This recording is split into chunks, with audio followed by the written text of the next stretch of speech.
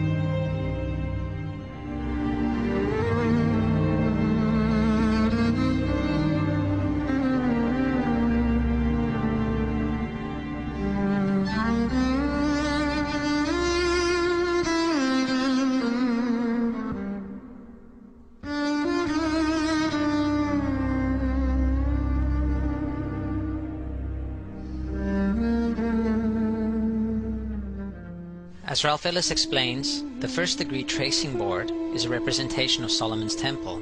Solomon's Temple being modeled after Giza, this is also a representation of the Giza Plateau.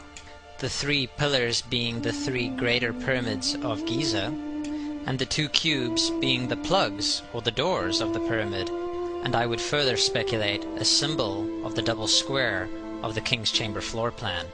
Inside every Masonic lodge you are likely to find the two pillars of Solomon's Temple and the five-pointed or blazing star.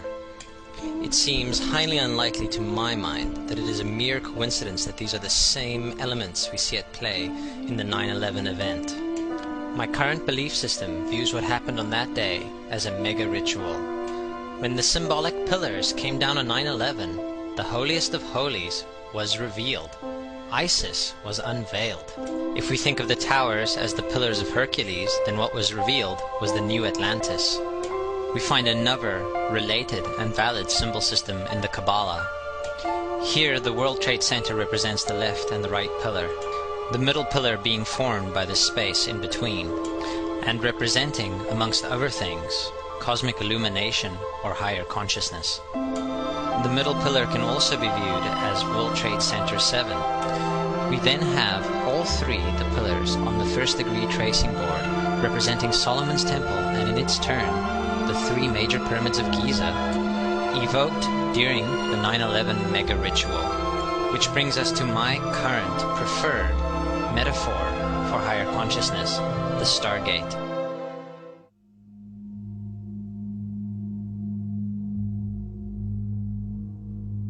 This corporate sculpture, which used to stand in between the twin towers, is called the Spherical Caryatid.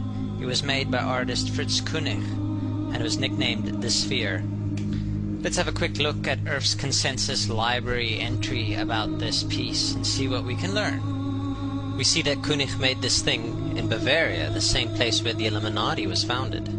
The most interesting fact about the placement of the sphere at the World Trade Center Plaza has to be that architect and designer of the World Trade Center, Minoru Yamasaki, intended the plaza itself to be a representation of the Grand Mosque of Mecca, the sphere in particular taking the place of the Kaaba.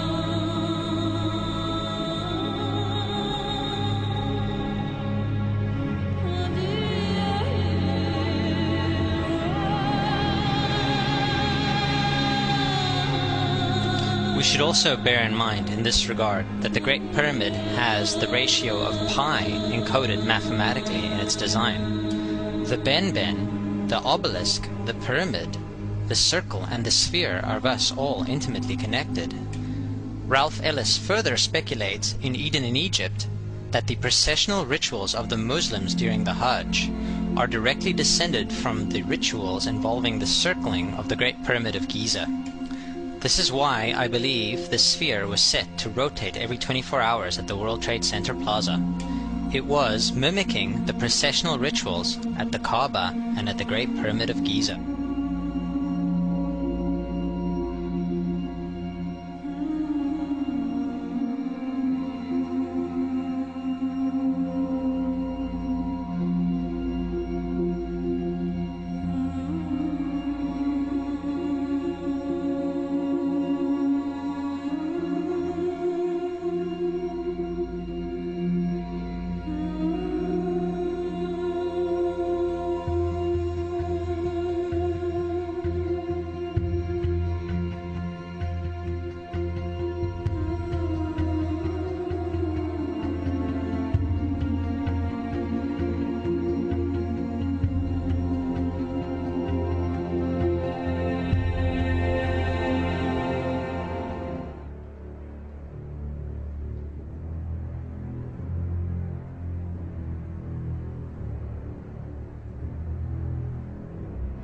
For in the religion of the mystery schools, they believe that man was held prisoner in the Garden of Eden by an unjust and vindictive God,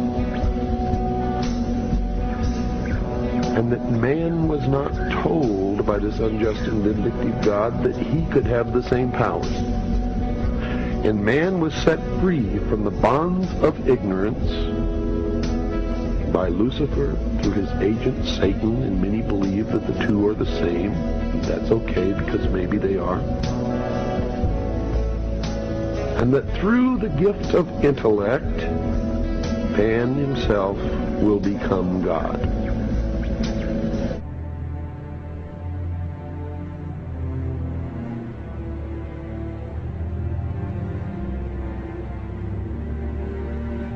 When the Titanic left, it was declared the unsinkable ship. If you do that, Allah will sink it, just to spite it. You can't do that. When they made the Challenger, now you know what Challenger means in Arabic? Mutahaddi. It's a very bad word. Who are they challenging? They're sending it off into space. Who are you challenging? Challenging who? Allah subhanahu wa ta'ala? Well, look what happened. He'll just blow you up. That's what Allah will do, literally just blow you up. And then they say, oh, it's a tragedy. The 7th grade teacher riding on raw technology. They put a 7th grade teacher into raw technology, thinking that they're قادرين عليها حتى ظن أهلها أنهم قادرون عليها. They thought the people, they'll become so deluded. Allah says in Surah Yunus, they will become so deluded that they think they're all powerful over the earth. Right, so they take off on the Challenger. Allah, you want to call it Challenger? We'll see how long the challenge lasts.